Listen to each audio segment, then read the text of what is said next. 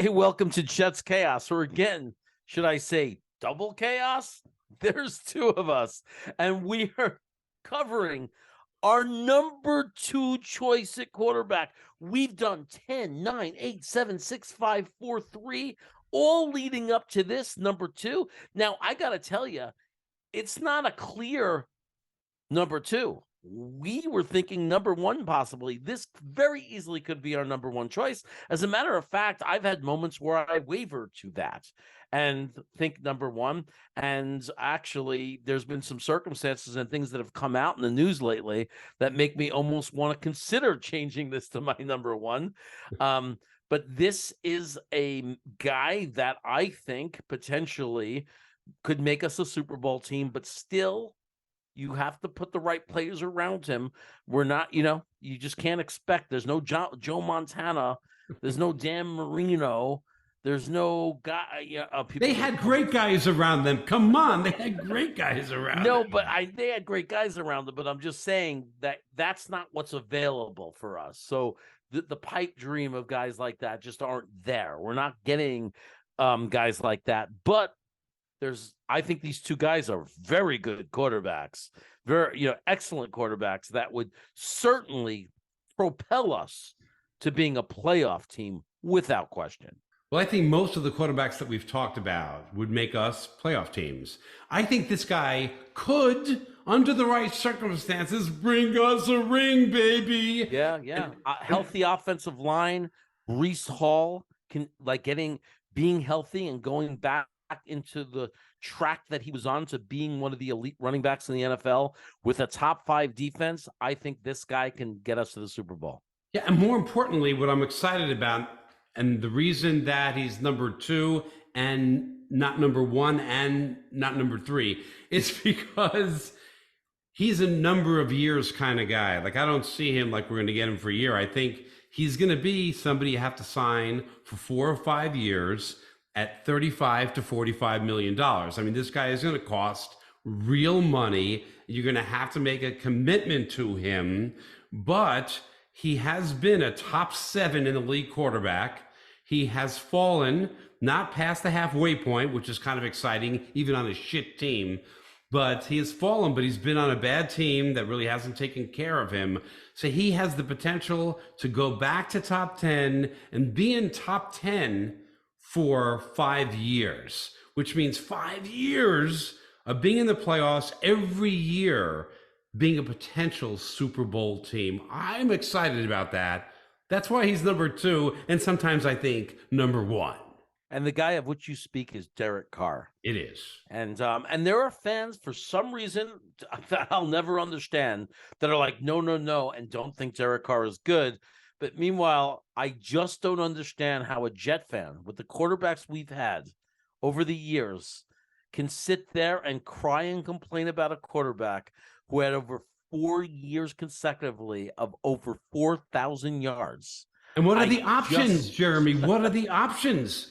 We've gone over every other quarterback. It's not like a ton of them are so much better. They're not better. If they were better, we would have ranked them higher. Right. Absolutely. Look, it's not a personal thing. I'm looking for the best person for the job.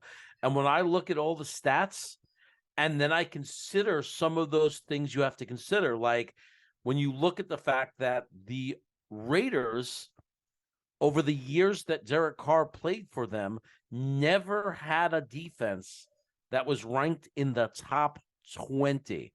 Now, we cried and complained about our defense, and we were number 4 in the NFL, arguably, because it depends on which statistic you believe most. But to me, when you look at all the categories, we averaged out to the 4th best defense in the NFL, and yet we had people crying and screaming that our defense is overrated and not good. Now, can you imagine our defense if it wasn't number 4, but it was number 20, how mad you'd be? And then consider that overall, if you take about 6 years that Derek Carr's played in the NFL, the Raiders defense cumulatively over those 6 years is about 27th in the NFL. So it's a big change for Derek Carr if he came to play for the Jets and we were a top 5 NFL defense. Well, Jeremy, think about it this way.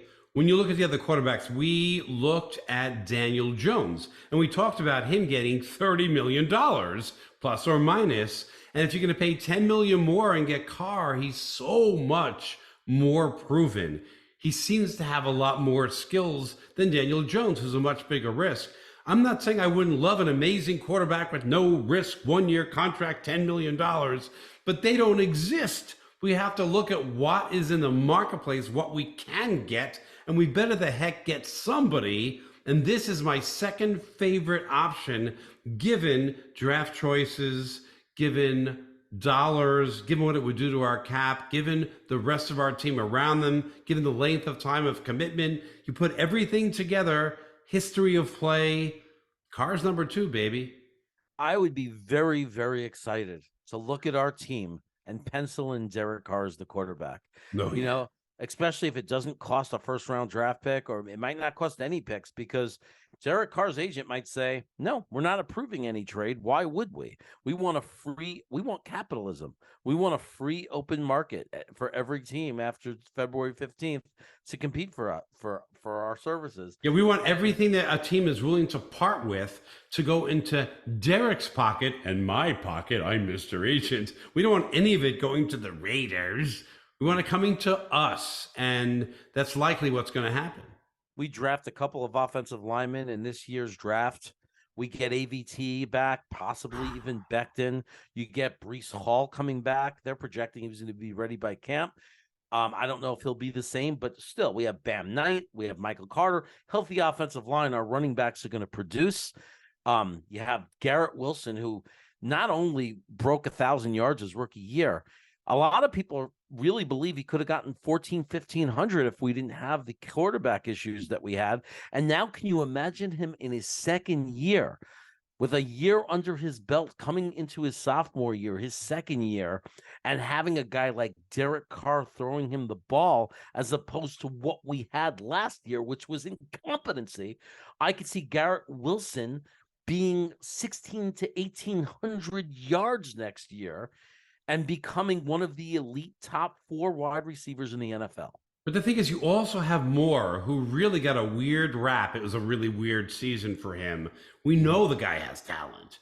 So that's quite a tandem. You could see a 2,500 total with the two of them, which is pretty incredible and remarkable. And I really think it could be done with Derek Carr, an offensive line, and the weapons we already have. And you put a top 5 defense on it, baby. I am getting excited. I'm going to go even further and say I would love to see, especially with a new offensive coordinator and a guy like Derek Carr, I want to see Mims. I think this will be the final test.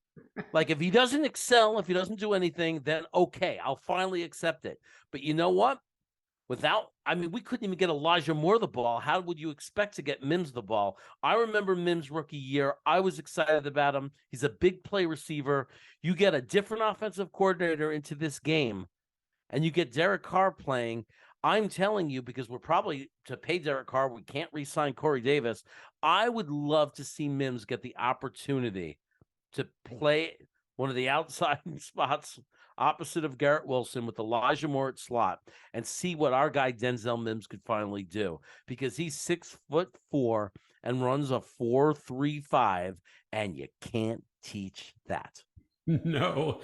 Listen, as excited as I am about getting Carr, I'm even more excited about our number 1 pick in our final 10th installment. Who did we say is number 1? You probably, if you watched the other 9, you already guessed it. But you've got to watch it anyway, just to confirm. You've got to watch it to confirm it. And you do that by, first, above all else, hit that subscribe button, because then it'll pop up on your home screen and you won't miss it when it gets released. But also, right over there, you can hit that chunk of lists, and all of the other guys, 10, 9, 8, 7, 6, 5, 4, all those other episodes are there for you to watch. Except one. Subscribe to the channel and watch the other videos and like them all if you like them. Yes, and don't forget, Go Jets!